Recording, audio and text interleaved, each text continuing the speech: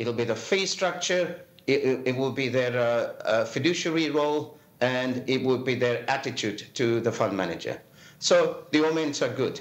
That really takes me to my second theme. And my second theme is really that there is a new generation. Can we go to the next slide, please?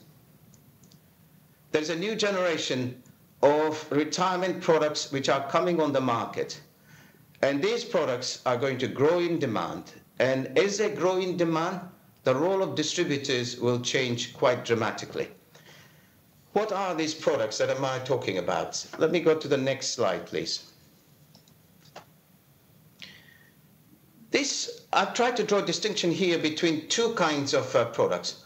These are pre-retirement products, or what are called accumulation products.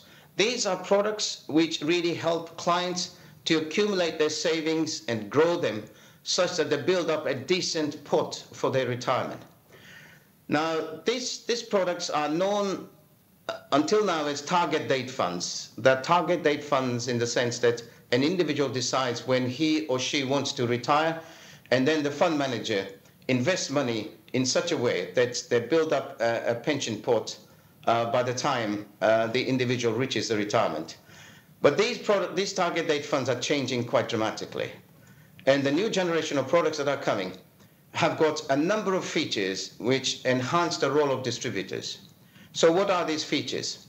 I will go in an anti-clockwise direction from my green circle in the northwest corner. First of all, these products help clients to define their risk profile.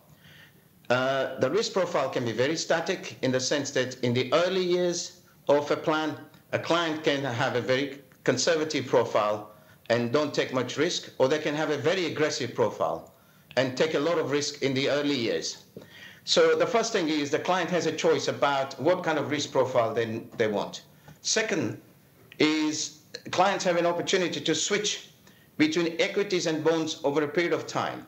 Now, in the current generation of products, the switch always occurs from equities to bonds, but in the new generation of products, the switch can go the other way as well. So there's quite a lot of dynamic switching between equities and bonds. And this dynamic switching is reflection of the fact that the asset industry is changing. You know, the old rules of asset allocation have come under stress, as I mentioned earlier on. Buy and hold strategy doesn't work easily. Diversification doesn't work easily. Barbelling doesn't work. So you need to have a very dynamic approach to asset management. The third thing is that these products also include an element of deferred annuity, which really provides a measure of capital protection. So it's very interesting that we're seeing the injection of insurance-type products into asset products.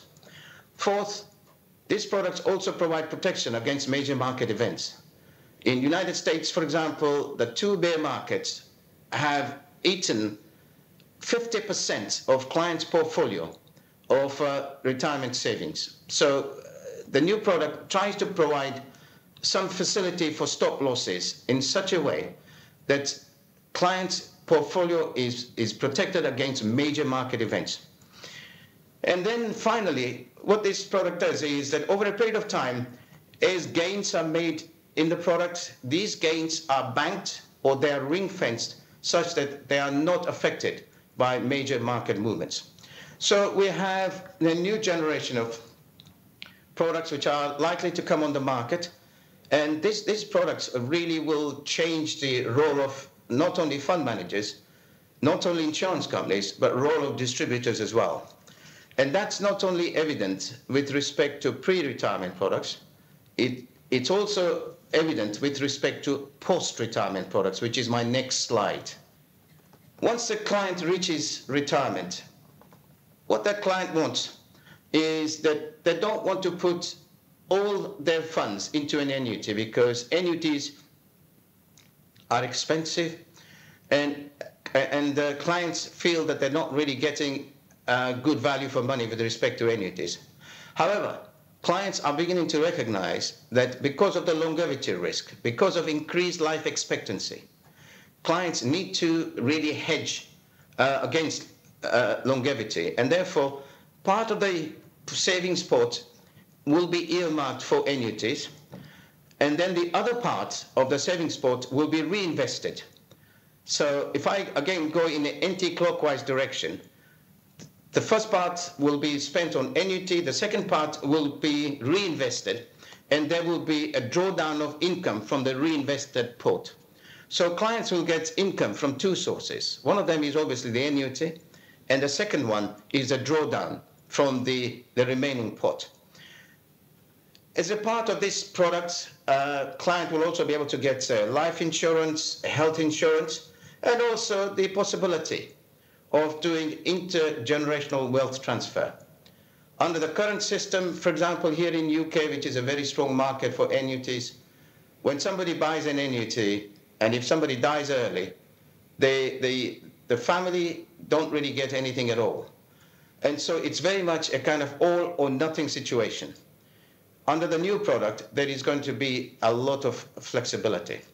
So when I look at the design of these new products, I'm very confident that they offer huge opportunities for distributors, and they also mean that the current modus operandi, the current way in which the distributor model work will have to change dramatically.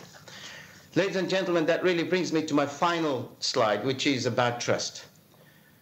Our population is aging. People have lost a huge amount of money. Trust has been the main casualty. And it is incumbent upon distributors and fund managers to re-establish trust. And the only way they can re-establish trust, can you press another click, please, because there is another part of this slide.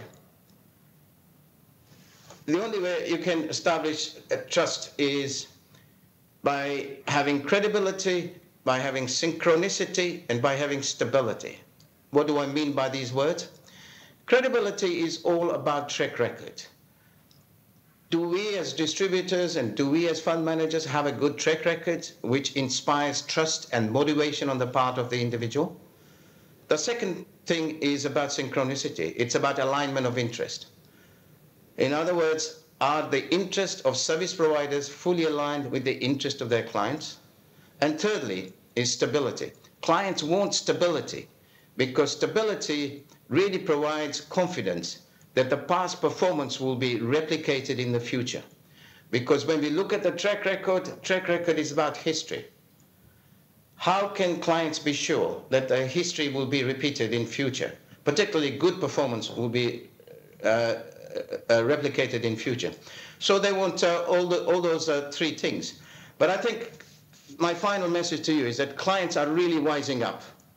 And they're taking on board the ancient wisdom from Confucius, who, as you know, was a famous philosopher in the 4th century BC in China. And what Confucius said in that quote is that in my relation with others, I listen carefully to their words, but I judge them by what they do. Clients are taking on board this wisdom from Confucius.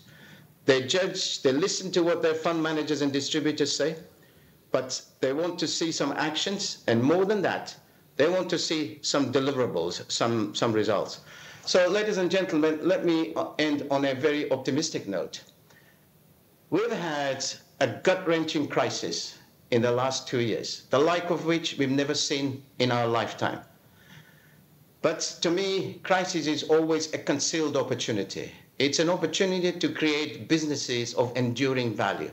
And this is a moment in the juncture of the fund industry which offers a golden opportunity to flush out the systemic inefficiencies which are in the system and create a vibrant industry which can meet the needs of today's and tomorrow's retirees. And on that optimistic note, I would like to end my presentation and thank you very much for your attention. Once again, I'm very sorry that I haven't been able to join you, but as you can see, I'm very enthusiastic about the subject, and I very much believe in what you are doing there, and I wish you a very good day today, like it was yesterday. Thank you once again.